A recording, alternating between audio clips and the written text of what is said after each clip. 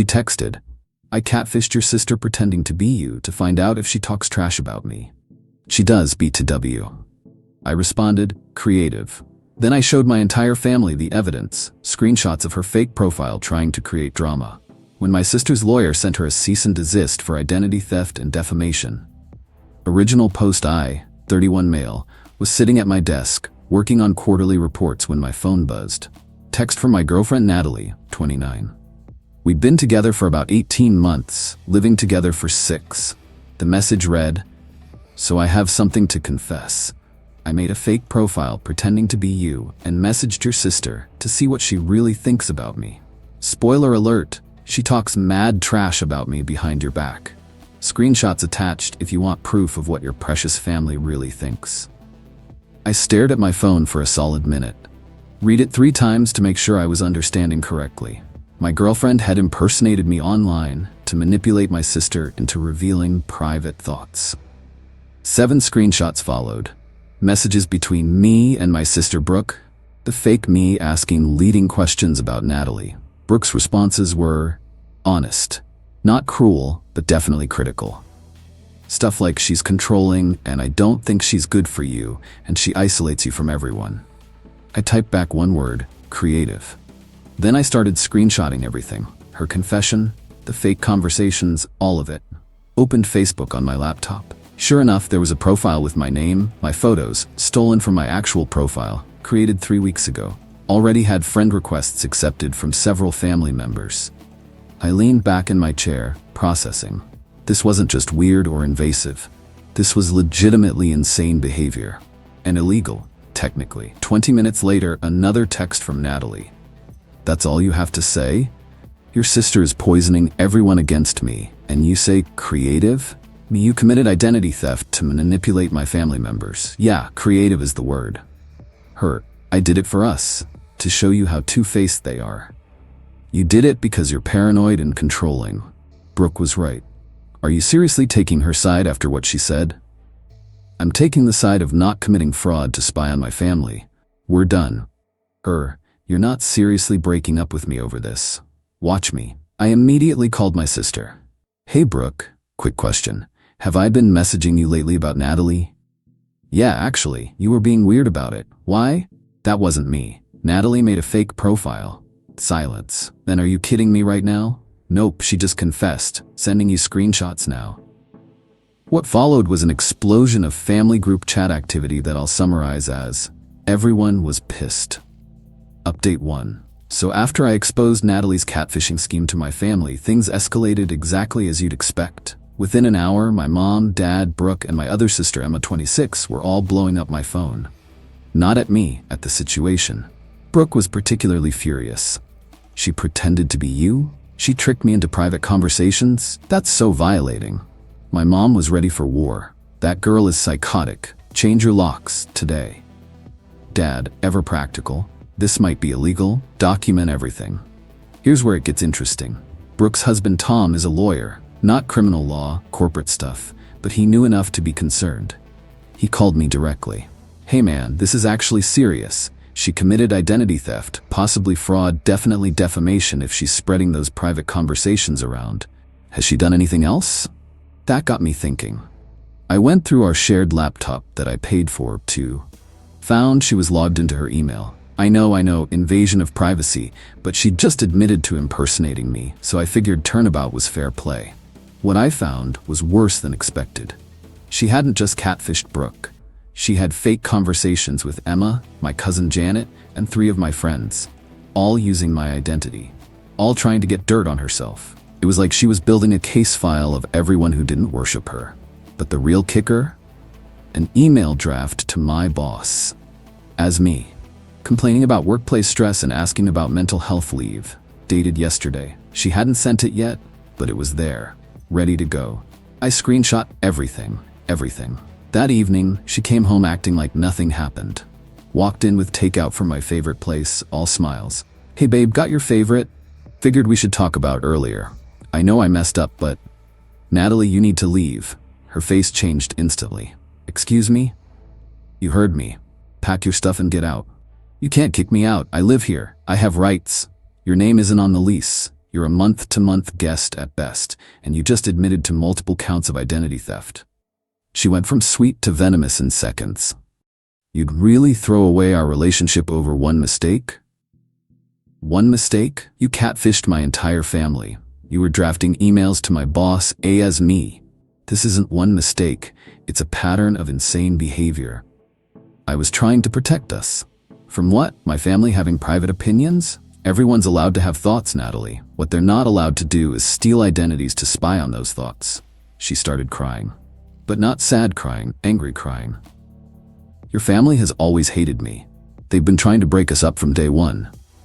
No, they've been concerned about red flags like this, and you just proved them right in the most spectacular way possible. She grabbed her phone and started texting furiously. Fine, but I'm not leaving tonight. I have tenant rights. You need to give me 30 days notice. Actually, I said, pulling up my phone, according to the lease agreement you signed as an extended guest, I can revoke your stay with 72 hours notice if you engage in illegal activity or endanger the welfare of other residents. Identity theft counts. She stared at me. You planned this. No, Natalie. You planned this when you decided to catfish my family. I'm just better at reading contracts than you are at covering your tracks. Her phone started ringing. Her mom. She answered on speaker. Mom, he's kicking me out over nothing. What do you mean nothing? Her mom's voice crackled through. I just made a fake profile to see what his family really thought. You what? Her mom's voice went up 3 octaves. Natalie Marie, that's illegal. What is wrong with you? Even her own mom wasn't on her side. Beautiful. Natalie hung up on her and turned back to me. This is ridiculous. I'll stay with Megan tonight, but we're not done talking about this. We're definitely done. You have 72 hours to get your stuff out. I'll be changing the locks Monday morning. She grabbed an overnight bag, throwing things in randomly while muttering under her breath. Words like ungrateful and controlling and psycho family floated around. Before she left, she turned at the door. You're going to regret this. Your family just manipulated you into ruining the best thing in your life. No, I said calmly. You manipulated yourself out of a relationship by being absolutely unhinged. Goodbye, Natalie. She slammed the door. I immediately installed a doorstop security bar I'd bought on my lunch break. Wasn't taking any chances. 10 minutes later, my phone exploded with texts from her friends. Apparently, she was spinning it as me being abusive and controlling, that I was choosing my toxic family over her. Time to play offense. Update 2. The next morning, Saturday, I woke up to 23 text messages, 8 missed calls, and multiple social media notifications. Natalie had gone full scorched earth overnight. First, the social media assault. She'd posted on Facebook, Instagram, and apparently TikTok, according to my cousin, about how I was emotionally abusive and had thrown her into the streets because she caught my family talking badly about her. No mention of the fake profiles, identity theft, or attempted email to my boss. Funny how that works. Her friends were eating it up. Comments ranged from, "Men are trash," to "Sue him for illegal eviction," to "You deserve so much better, queen." But here's where Natalie messed up. She forgot that we had mutual friends who knew both sides. My buddy Derek commented, "Didn't you tell me last week you were thinking about checking his sister's messages somehow?" Natalie deleted his comment within minutes, but I'd already screenshot it. Time for phase 2 of my response. I created a simple Google Drive folder with everything. Her original confession text, screenshots of all the fake profiles, the catfish conversations with my family, the draft email to my boss, Derek's deleted comment, the lease agreement showing she was a guest, not a tenant. I shared it with selective people. My family, close friends, and most importantly, Tom, Brooke's lawyer husband. Tom called me within an hour. Okay, this is worse than I thought. The fake email to your boss could be considered attempted fraud and definitely defamation. The identity theft is a federal crime technically. Brooke wants to pursue this legally. Really? She's furious. Someone violated her trust, used her private thoughts against her, and tried to destroy her relationship with you. She wants consequences. While I was on the phone with Tom, Natalie showed up at the apartment with 3 friends and her brother Rick. I watched them through the doorbell camera as they pounded on the door. "Open up, I need my stuff now, Natalie yelled. I texted her, "You have until Monday morning as already discussed. Please leave or I'll call the police for trespassing." Rick yelled through the door, "You can't keep her stuff hostage. That's theft." I called the police non-emergency line and explained the situation. They sent 2 officers who arrived within 15 minutes. I showed them the documentation through the cracked door, security bars still in place. The female officer looked through everything and nodded. "Ma'am," she said to Natalie, "he's given you 72 hours notice as required by your guest agreement. You need to leave and return at the agreed time." "But he's keeping my property," Natalie protested. "He's allowing you to retrieve it Monday. That's reasonable. If you don't leave now, we'll have to cite you for trespassing." Rick tried to get aggressive. "This is bullsh, sir," the male officer interrupted. "I suggest you escort your sister away from the property, now." They left, but not before Natalie screamed, "You're going to pay for this." The officers gave me their cards and advised me to document any further contact as potential harassment. Sunday was relatively quiet until evening. That's when Natalie made her biggest mistake. She created another fake profile, this time pretending to be my sister Brooke. Started messaging my friends, saying horrible things about me.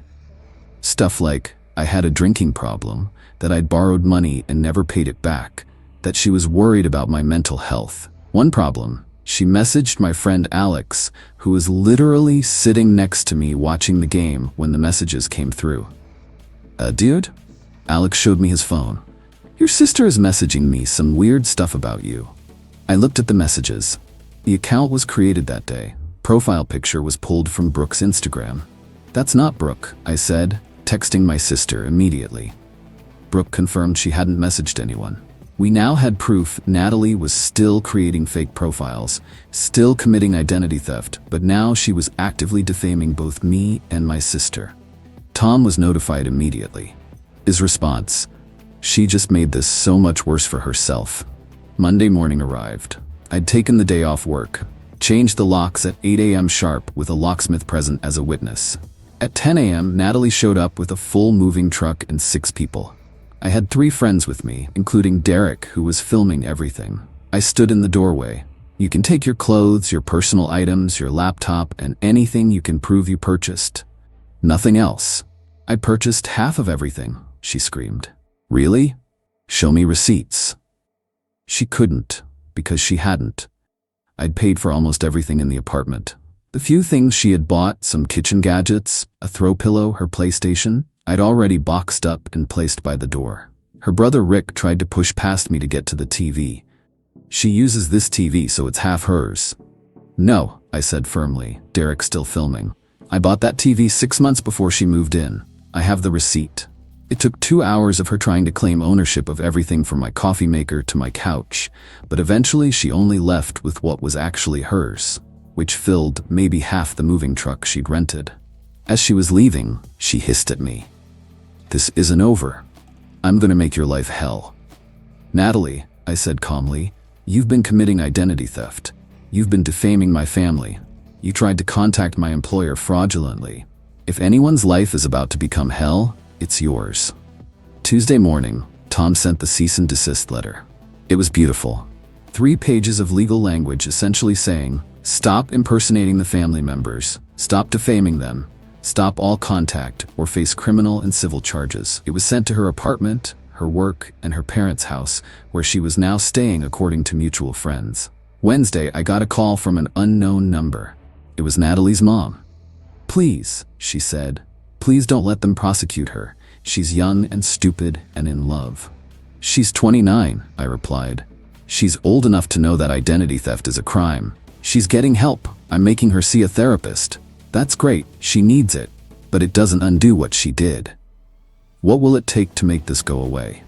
She needs to delete all fake profiles, stop all contact with me and my family, post a public admission and apology for the lies she spread about me, and sign an agreement to never contact any of us again.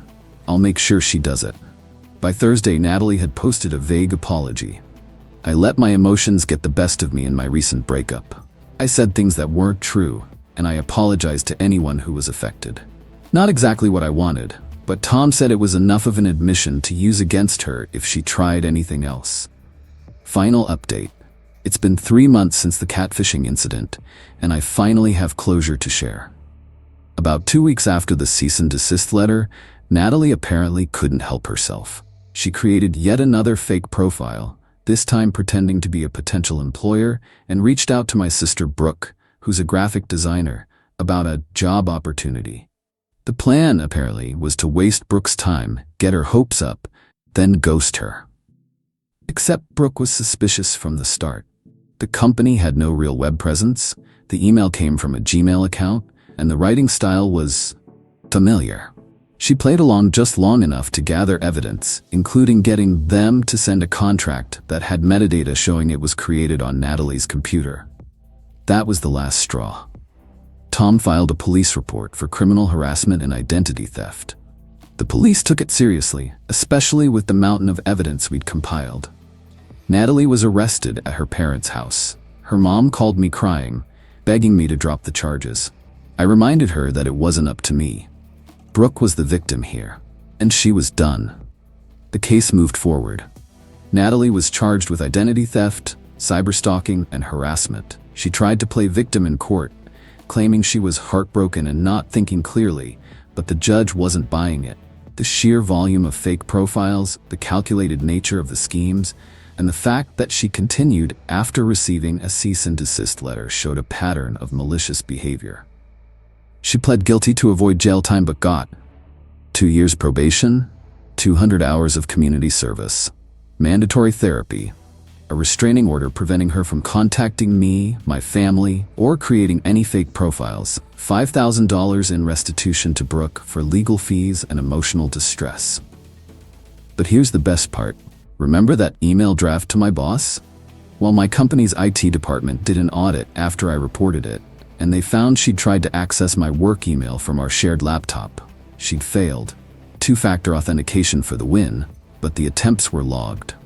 My company pressed charges for attempted unauthorized access to their systems. That's a federal offense. She ended up pleading that down too, but it added another year of probation and killed any chance of her getting a job in her field, marketing, because she now has a record for cybercrimes. Last I heard through the grapevine, she's working retail while living with her parents.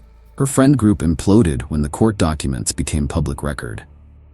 Her mom made her delete all social media as a condition of living at home. She's been telling people I ruined her life over a prank. Meanwhile, my life has significantly improved. Brooke and I are closer than ever, bonding over shared trauma, I guess. I got a promotion at work, partly because my boss was impressed with how I handled the security threat. I'm dating someone new, Amy, who thinks the whole story is wild, but appreciates that I have clear boundaries. My family has adopted "Don't Pull a Natalie" as shorthand for doing something insanely stupid. The funny thing is, if Natalie had just accepted that Brooke didn't like her, and either worked to improve that relationship or accepted it wouldn't happen, none of this would have occurred. Instead, she committed multiple crimes trying to prove, what? That my sister had opinions? That family members don't always love their siblings' partners? She fabricated evidence of people disliking her, then made it a self-fulfilling prophecy by being absolutely unhinged. To anyone dealing with a similar situation, document everything. Don't engage with crazy, just protect yourself legally, and trust your family when they say someone gives them bad vibes. They might be onto something. Oh, and Natalie, if you're reading this, which would violate your restraining order BTW, you didn't lose everything because my family talked about you. You lost everything because you committed crimes, multiple crimes, repeatedly, even after being warned to stop. That's not love. That's not protection. That's criminal behavior. And yeah, creative was definitely the right word for it. Creatively deranged.